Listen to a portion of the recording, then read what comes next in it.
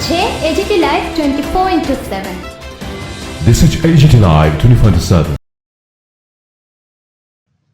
শান্তিপূর্ণভাবে আমবাসা ব্লকের পঞ্চায়েত সমিতির 9 জন সদস্য এবং সদস্যা শপথ গ্রহণ করেন। 28 আগস্ট বুধবার আমবাসা ব্লক অফিসের সম্মুখ প্রান্তে তৈরি করা হয় শপথ গ্রহণ অনুষ্ঠানের বিশাল মঞ্চ, যেখানে একে একে শাসক দল বিজেপির 7 জন এবং বিরোধী CPIM এর 2 সদস্য শপথ গ্রহণ করেন। প্রথম অবস্থায় 9 জন সদস্যা শপথ গ্রহণ করার পরেই গোপন মিটিং করার মধ্য দিয়ে চেয়ারম্যান এবং ভাইস চেয়ারম্যান মনোনীত করা হয়। চেয়ারম্যান হিসেবে মনোনীত করা হয় হেমলি দেববর্মা এবং ভাইস চেয়ারম্যান হিসেবে মনোনীত হয় উত্তম দেবনাথ। শপথ গ্রহণ অনুষ্ঠানে আমবাসা পঞ্চায়েত এলাকা থেকে প্রচুর লোকের সমাগম ঘটে। Bureau report, AGT Live 24/7।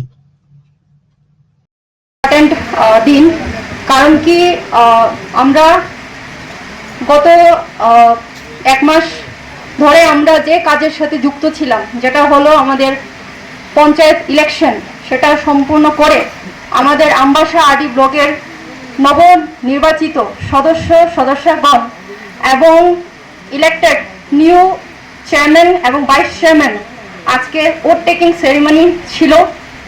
এই অনুষ্ঠানে আপনাদের যারা এসছেন, বিভিন্ন আমবাসা পঞ্চায়েত সমিতির অধীনে যারা গ্রামবাসীরা আছেন, প্রাক্তন আমবাসা পঞ্চায়েত সমিতির মেম্বার্স, বিশিষ্ট সমাজসেবী এবং মিডিয়াগণ, সবাইকে আমবাসা RD ব্লকের পক্ষ থেকে আমি ব্লক আধিকারিক মুনমুন দেববর্মা আপনাদেরকে স্বাগত জানাই। ওট টেকিং সেরেমনি খুব ভালোভাবে হয়েছে, খুব শান্তিপূর্ণভাবে। সেটার জন্য আমি সবাইকে আবারও ধন্যবাদ জানাই সহযোগিতা করার জন্য। আর সাথে সাথে এটাও বলতে চাই যে এই নতুন যে বডি যেটা হয়েছে আজকে, তার সাথে আমবাসা RD ব্লকের বিভিন্ন ডেভেলপমেন্টাল অ্যাক্টিভিটিস আগাম ভবিষ্যতে যাতে আমরা ভালোভাবে করতে পারি, এই সহযোগিতা আমি কাম্য করছি আমাদের যে আমবাসা পঞ্চায়েত সমিতির মেম্বারগণদের থেকে। এই আশা রেখে আজকের এই অনুষ্ঠান এখানেই আমি ধন্যবাদ।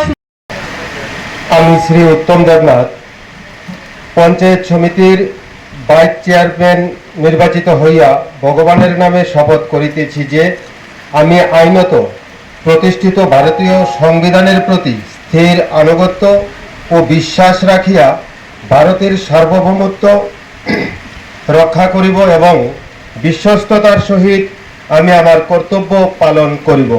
নমস্কার সবাইকে।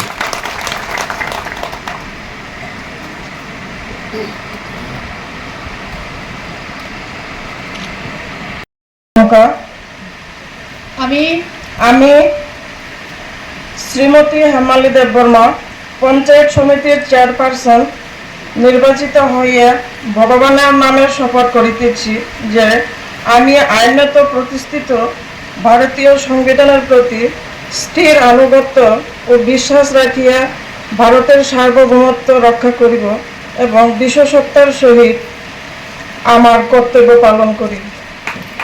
নির্বাচিত হয়েছেন উনি শ্রী উত্তম দেবনাথ।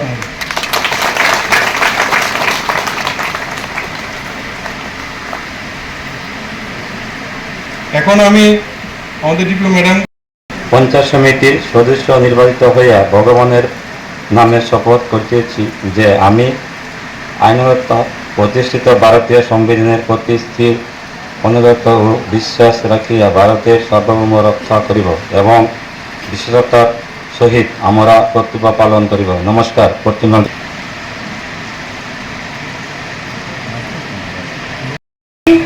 আমি শ্রী চিত্তরঞ্জন দাস, পঞ্চায়েত সমিতি সদস্য নির্বাচিত হইয়া ভগবানের নামে শপথ করিতেছি যে আমি প্রতিজ্ঞাপূর্বক বলিতেছি আইনত প্রতিষ্ঠিত ভারতীয় সংবিধানের প্রতি স্থির অনুগত্য ও বিশ্বাস রাখিয়া ভারতের সার্বভৌমত্ব রক্ষা করিব, বিশ্বস্ততার সহিত আমরা কর্তব্য পালন করব।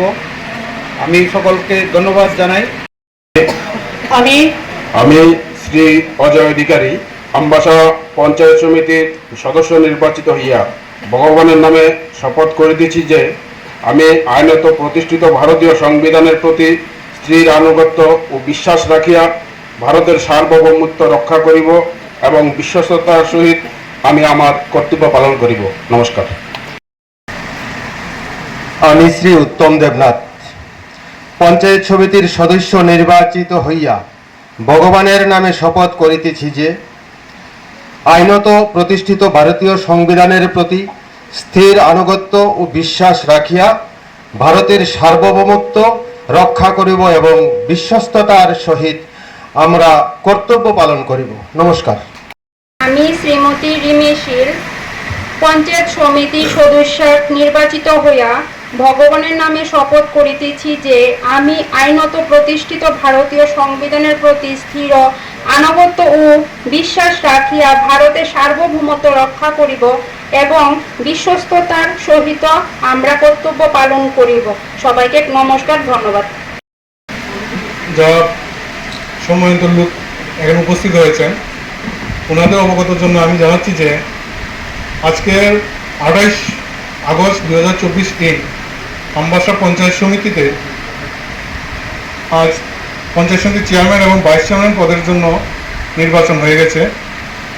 উক্ত নির্বাচনের রেজাল্ট টিপিও ম্যাডাম করে মিটিংয়ে ডিক্লেয়ার করেছেন। এখন আপনাদেরকে জানানো যাচ্ছে কে কে নির্বাচিত হয়েছে। প্রথমে আমি জানাচ্ছি আমবাসা পঞ্চায়েত সমিতির চেয়ারম্যান পদে যিনি নির্বাচিত হয়েছেন তিনি হেমালি দেববর্মা।